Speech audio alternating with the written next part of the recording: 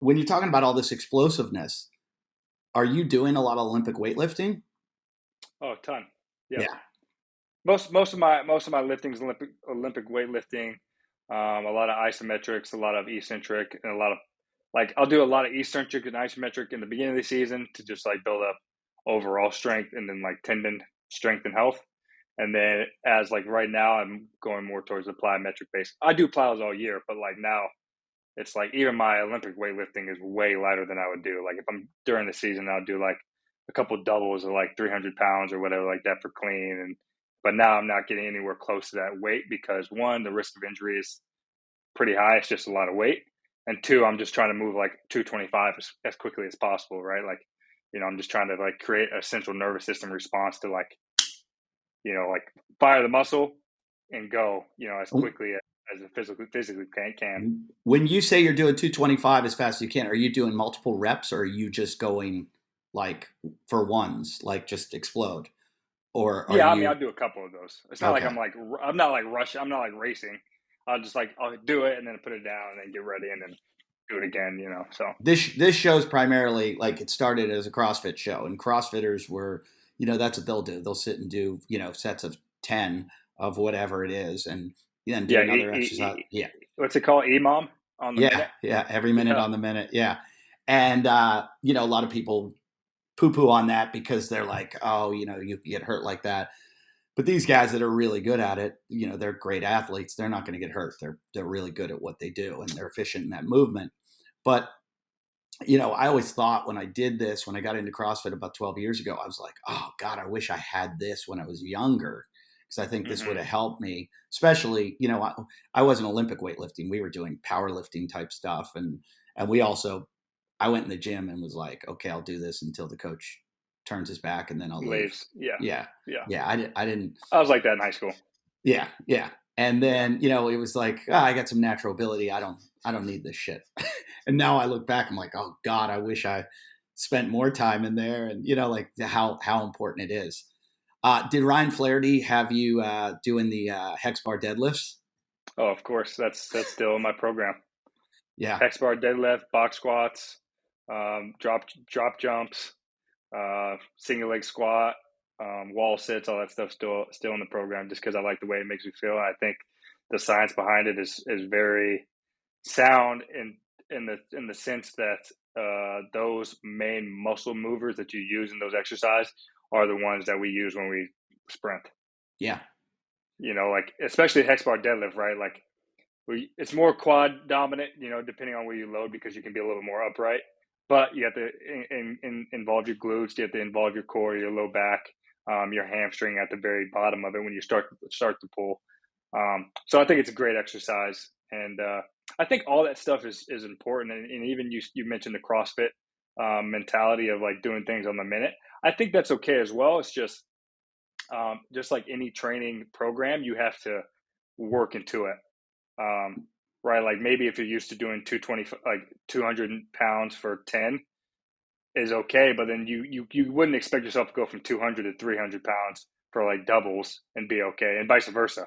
Right. Like you're gonna have some like either risk of injury or some soreness. Like if I just went to your gym and did CrossFit with you, like I'm a great athlete, I'm in great shape, but I would be sore as heck the next day because my body's just literally not used to that. For it. Right. So you got to kind of, like you said, you got to build up into it. And I think any programming can be very like a wide variety for a lot of athletes in terms of like what they like and what their body responds to the most.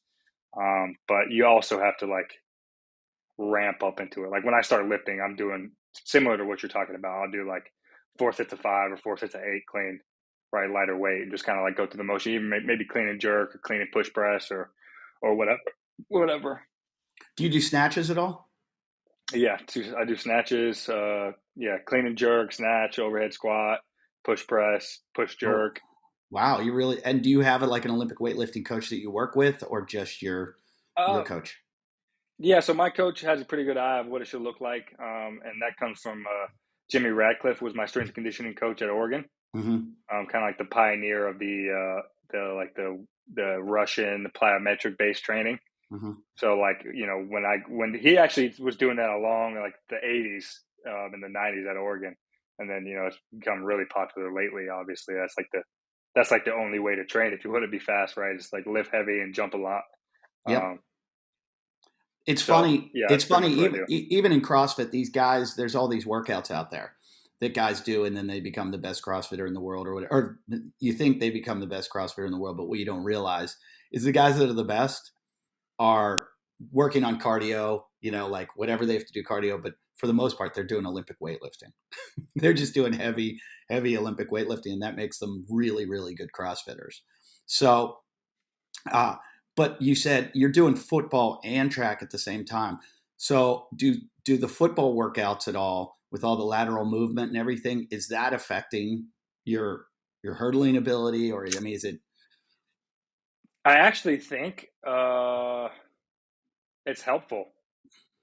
I think that the things I do in football in terms of running around and cutting made me the athlete I was my whole life, and I think getting back into that has kind of like Helped you? I was super sore when I started, like my adductors, my glutes, and stuff like that, lower leg, calf, shins, and stuff running routes. But now that I'm not having any more pain, I think it's like I don't think it could hurt as long as I can stay healthy. And then just the football mentality of like just competing is like something I've always thrived on, right? Like that's just like that is the number one thing in football is like is you versus a guy. So yeah, I think it's been going pretty well. All right, you're gonna hate this question. If you had to only do one, track, If I had to only do one, track oh or football, man, had to. uh, had to. Well, it's kind of like a little bit skewed because I've had a really good track career, so I think I'd probably just like retire and try to play football. Are you chasing that Olympic gold medal though? Yeah, no, for sure. That's still the goal, and I think I'm 27, so I got probably at least two more Olympics in me. That's awesome.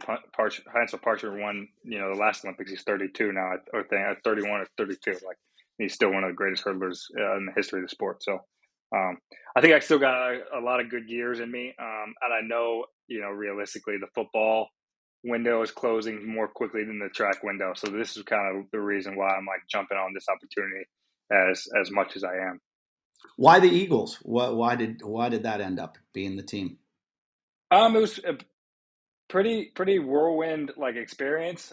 Did my pro day actually. The Eagles and Howie Roseman reached out within probably 20 minutes of finishing pro day, and I talked to them, and they were interested in signing me pretty much right away. I didn't have an agent at the time, so I was like, oh, "Give me a sec. Let me hire an agent, like figure out, get an idea how all this works." And yeah, once that happened, my agent kind of went through a few other teams. A few other teams were interested, and like, hey, like, we want to have him come out and do a workout, or we want to meet him at least, or whatever. And then the Eagles came back again, like, hey, we really, it just, the way Howie was communicating with my agent was like, hey, like the Eagles are the team that wants you here. It's like, it's like having a wife or a girlfriend. Like you want somebody that wants you, True. right? Yeah, absolutely. Yeah. So like, and it feels good, right? So like the Eagles reached out right away, and they were kind of in contact with me like every other day for that week, and be like, hey, like we want you to come out on Wednesday night, and if you can get here Thursday, like we'll do a physical and we'll sign you on Thursday, like less than Wow. 1 week after my pro day. And I was like, I talked to my agent. He was like, that's a good opportunity because one, you want to go to a place where you're welcome, like and feel welcome, and then two, you want to go to a place where you feel like you can compete. And I think they're going to give me a good opportunity to compete for a spot and to play, and contribute however I can. And you're also going to be playing with an incredible quarterback.